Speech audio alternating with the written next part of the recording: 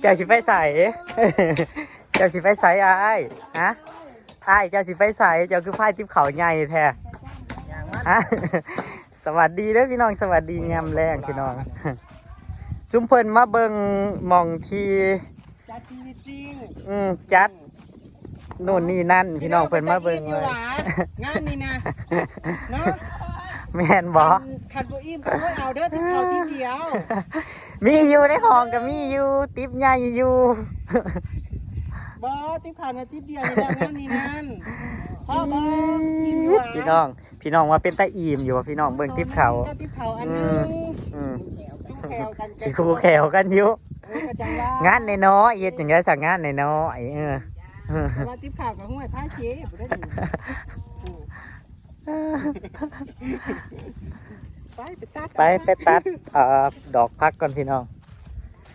วันก่อนมีคนมาถามซื้อพี่น้องเพิ่นว่าสิขายบ่งัวเพิ่นว่าอยากเบิ่งงัวเพิ่นย่างเข้ามา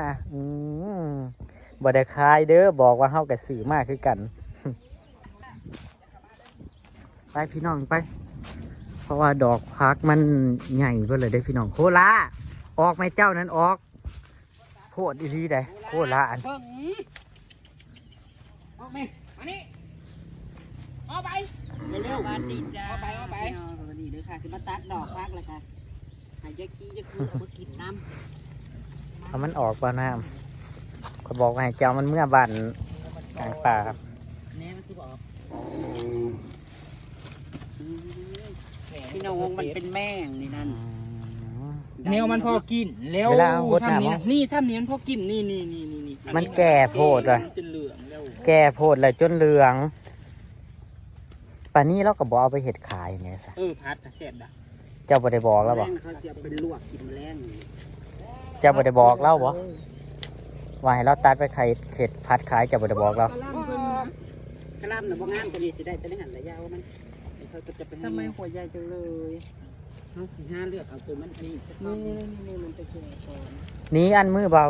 จับมันพอเก็บพ่อเอาเบิ้ลแล้วดอกผักสวยๆจ้าดอกผักสวยๆพี่น้องดอกผักสวย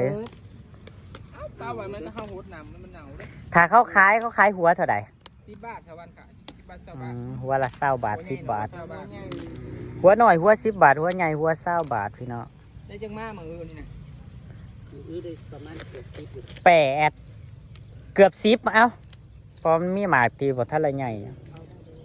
มันกระชับนี่เด็กมันกระชับนี่นะวิทย์แล้วมันแก่แล้วบ่แซ่บได้ละมั้งตัดเบิ้ลแล้วซ้ำนี่นั่นเดี๋ยวก็กระจิตตัดกันนั่นแล้วตัดในภายในขั้นสั้นกับมือมูม่าเห็ดเวียกซวยกับตัดไปลวกซูมูกินไปเบิ่งนะทั่วน่ะก็เก็บเลยเก็บไปให้เจ้าผลเก็บไปให้ปานี่เราขึ้นมือออกดอกแล้วนี่สีเน่าเลยนี่มันบานแล้วเพราะว่าโฮดน้ำบักลายมันดิเอาโลดตัวบานนี่เอาโลดนี่โอ้ยน่าจะเน่าเลยนะโอ้ยนี่ตัดเลยจ้าสีเน่าแล้วจงไว้นะคะเน่าทิ้งซื่อๆนะนี่ไม่นี่เน่าเลยนี่นอนมันนอนมันเจ้าโอ้ยนี่ตัวนี้ก็น้องตาจะได้มันบาดแต่ว่ากระแสดนะจำนี่นะเขาลืมคิดว่าไม่แต่ได้หั่นพูนพี่อยู่ที่ยังไรเอามาแล้วเนาะพี่น้องเอ๋ยคอยบางแน่นอนตัวบางไงคอยสมาหูซึกแบบว่าตื่นเต้นกว่าหมู่กว่าพวกแจ็คสิฮับแข่งฮับคนอย่างใด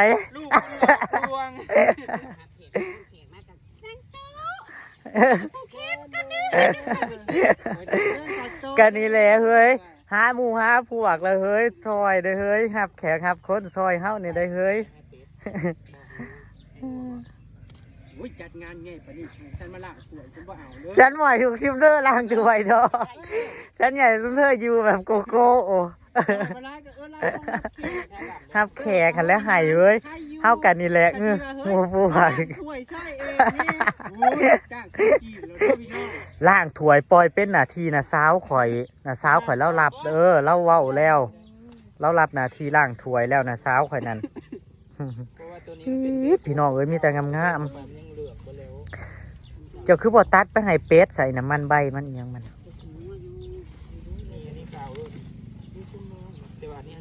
พี่น้องตอนปลูกน่ะตอนเฮาปลูกเฮาคิดว่ามันสินั่นขนาดนี้เด้เฮาก็ปลูกที่ว่าสั่นบางตู่กันเน่าตรงนี้ดูแต่เรื่องมันขี้เพิ่นว่าบ่มันแก่มันเครื่องกำหนด เป็นไงพี่น้อง ตัวตัวนี้งามอยู่บ่งามแหละ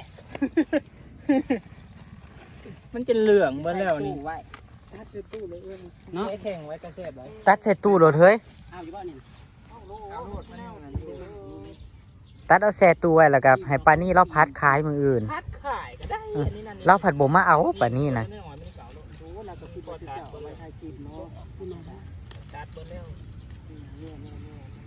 ซื้อซอยนะจ้าซื้อไหมนะซื้อซอยในจ้าหัวละ20 บาทหัวละ20 บาทหัวน้อยกะหัวละ10 บาทเด้อพี่น้องเด้อซื้อซอยแน่อุดหนุนแน่เห็นว่ากระได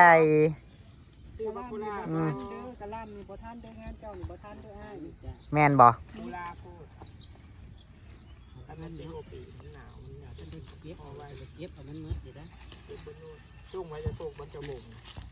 เก็บเบิดโหลดซะเฮ้ยตัวนี้มันสิแก่กว่าตัวนั้นเก็บเอาเบิดโหลดเบิ่งแน่เอาไปพัดเอาไปลวกกินกับน้ำพริกก็ได้เบิ่งแน่มีแต่สวยๆงามๆทั้งนั้นเลยนี่พี่น้องเอ้ยเบิ่งแน่อยากขายจ้ะอยากขายโพสขายจินแล้วอยากขายจ้าเบิ่งแน่เฮ้ยเจ้าโพสลงน่ะกะมูเจ้าสิอุดซื้ออยู่บ่จักเฮ้ยอันสิเคยจะสีขายผักสิเคยพี่น้องนี่คือปันไม้โอ้ยตัวนี้น่าบ่รับแก้วเพิ่นน่ะมาปรุงย่างอยู่เด้อนี่เด้อเล็งรถอาชีท่านมืองานนะคันเล็งนี่เจ้าไปเบิ่งมาเครือข่อยในมัน4 ทันเยอะมันคือบ่สุกจักเทื่อจะสิตัดเบิ่เลยบ่จงเลยบ่ชุบนี่จงไว้เอาไว้ใส่จุ่มนั้น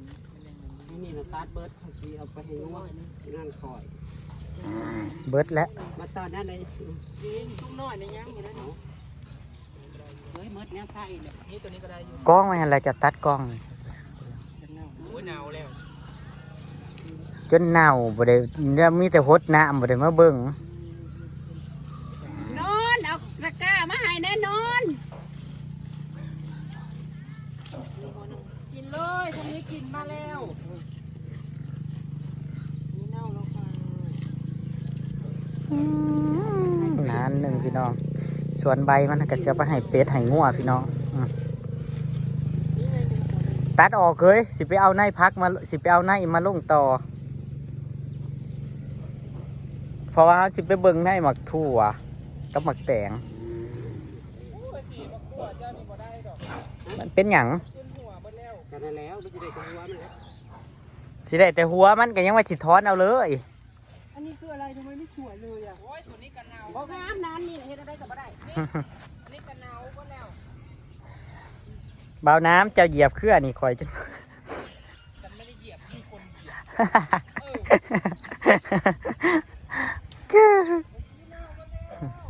มันหนาวไปเลยคุณต้องตัดหมดนั่นนี่มาเก็บเอาแม้มักทั่วนั่นเต็มทีบอยู่ปะคีเอา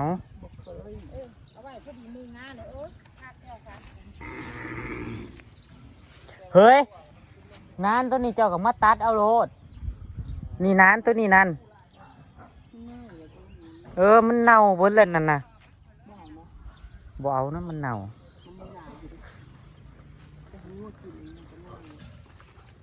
แต่เสียดายกับบริพักกันมาเบิ่งเนาะทิมลงหันเลยปะโอ้ยอยู่พี่กระตัดเบิร์ดเลยเน่าหมดแล้วนี่หนักบ่เป็นมาเสียวไปให้หัวให้เป็ดพี่น้อง ใบมันนานตัวผุ่งก็เน่าเบิดได้เฮ้ยแต่เสียดายซ่ามีแต่พักกันหดน้ำคุณพี่น้องนานหนึ่งหันได้2กระตา2กระเข่งเก็บบาทเดียว น้องพอกินก็ตัวมันขาว ส่วนตัวนั้นก็สิป้าไว้พี่น้องนานตัวนั้นป้า ๆวันเพิ่นกับนี่แม่คือกันเด้อ แม่งหยัง นี่แต่ไรดอกนี้ มีแต่ใดแม่งเต่าท้องนั่นหลายบ่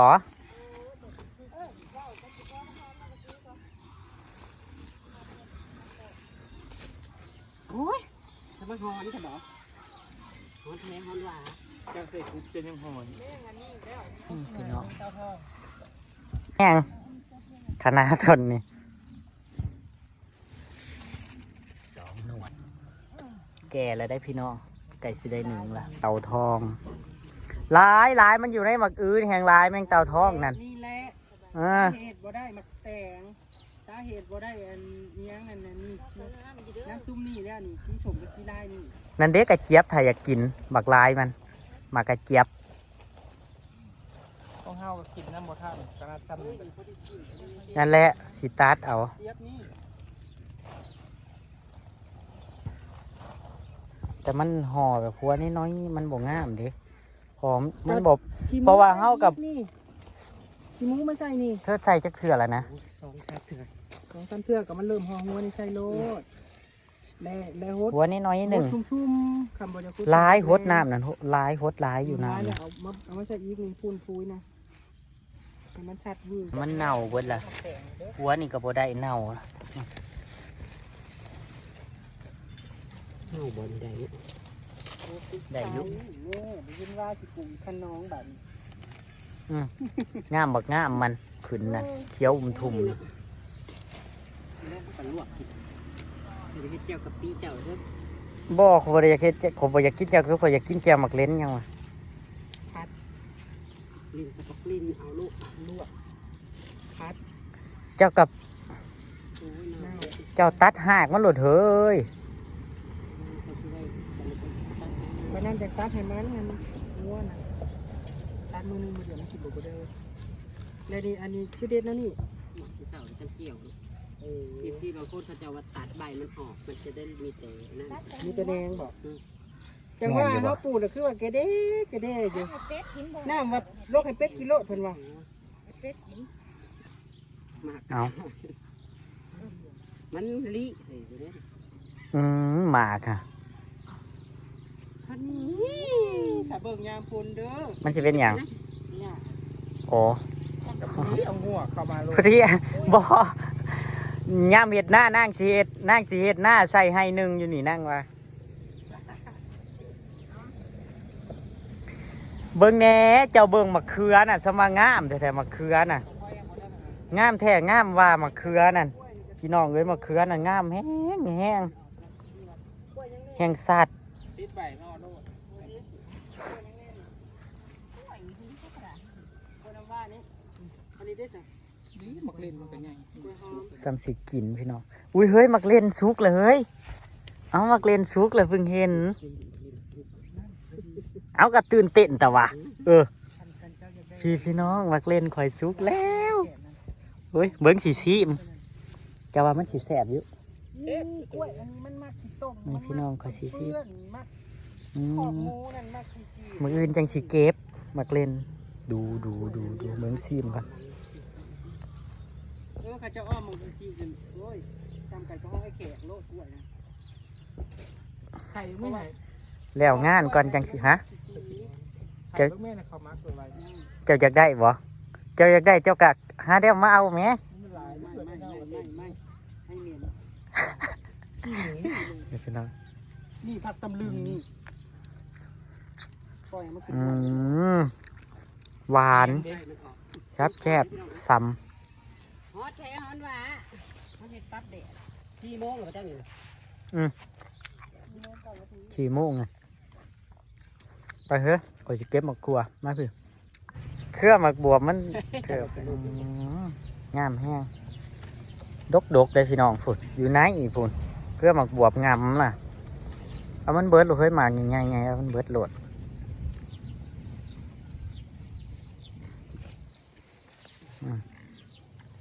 บัดตัวนะอันแม่บ้านเอามากินบัดเป็ดกินเนาะอันน่ะมันเป็นกระเจี๊ยบแดงเฮ้ยมันเป็นเอ็นเออ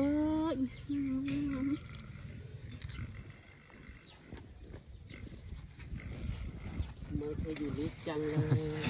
พี่น้องมันอยู่ในอีกถูกแล้วกำลังลงคิดอยู่นะควันกำลังส่งชีวิตอยู่อันเด้ปูดำมาปลุกกระเจี๊ยบลายมันยังลายอยู่เลยพี่น้องในต้นน่ะมากหน่อยเต็มอยู่เต็มที่อยู่ส่วนนั้นนี่มักแรงของเฮาคือลวกเค็ดน้ำพริกแซ่บๆลวกฮัดเสียน้ำพริกปลาทูป่ะไปเสือปลาทูมากป่ะกินน้ำพริกแม่แพงนั่นเด้ที่ท่านมืองานส่วนพักซี่น่ะคือสิบ่ทันดอกแล้วก็ผักกาดแก้วแล้วพี่น้องแล้วก็ต้นนั้นสีเล็กต้นนั้นห้าวไปกินมีแต่ฟักเงาๆพี่น้องขนาดว่ามีซัมนี่ยังกินบ่ทันห้าวไปได้ขายคือหมูเด้ห้าวปลูกกินนอกจากเอามือได้ใหญ่แล้วก็มาเอาอย่างสินะพี่น้องมันแฉมันกินทันอย่างไรอยู่ฟังผุนหลายๆเฮ้ยเก็บมันเบิดมาง่ายๆเบาๆนะ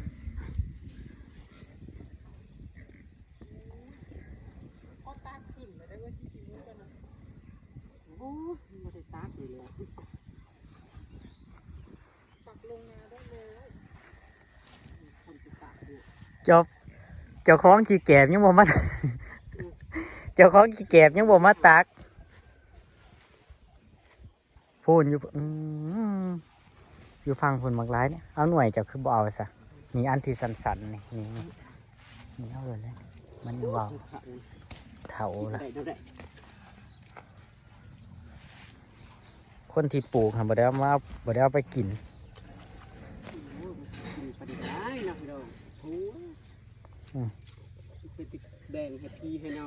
ขนาดนี้ยังร้ายนั่นพูนตนาเจ้าอีกจะให้อายลำไงพี่น้องเจ้าของบ่กินเท่ากับจักข้าวเสียจะได้กินเท่ากับบ่ได้มักกินตำพวกนี้เพราะปันได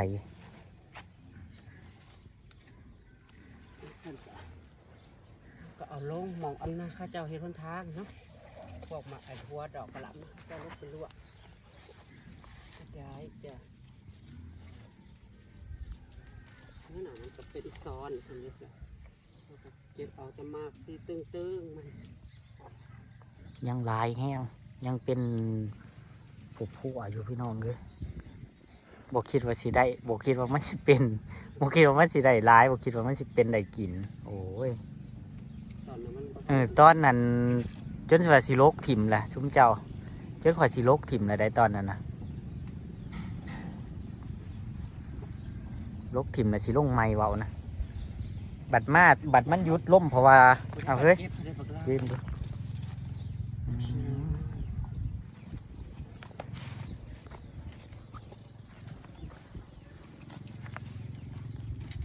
ผลงานหวานนั่งลงผลงานผลผลิตยังนานหนึ่งอยู่พี่น้องไป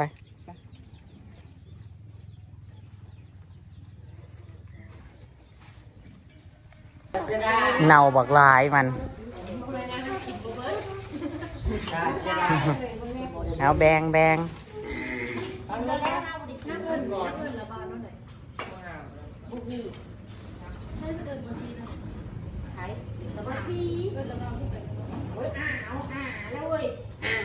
นอกจากเอาผัวนี่สิเอ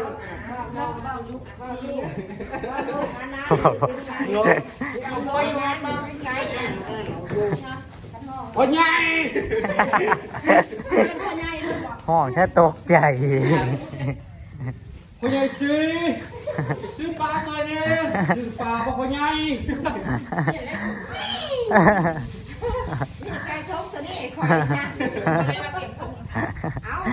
เอามาแบ่งมาเนี่ยพี่น้องเอามาแบ่งแบ่งลูกแบ่งร้านแบ่งไอ้แบ่งน้องพี่น้องเอาใส่แล้วก็ทง ร้านเส้นหมูมันเส้น คนละทงละด้วยจะแบงโลด เป็นที่เอาอยู่มาตรวจ งามได้หมักถั่วนะ เอาเมื่อพักเลย อันนี้พญาลำไย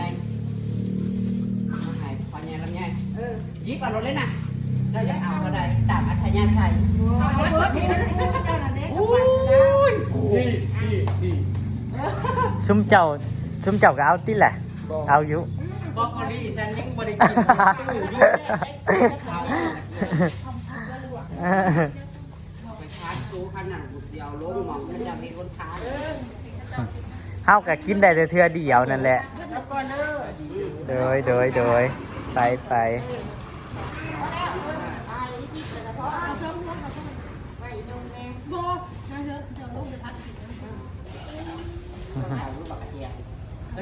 เอามากระเจี๊ยบหน่อยเฮาสิเฮาสิลวกหรือว่ามีไผอยากก็เอามันบอกแกมื้อก่อนข่อยก็กินซ้ำนั่นล่ะหน่วยใหญ่กว่านี้มันยังอ่อน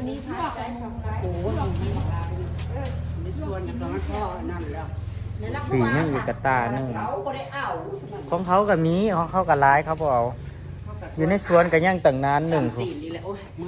ไปพี่น้องไปตามคลิปหนาเด้อพี่น้องเด้อ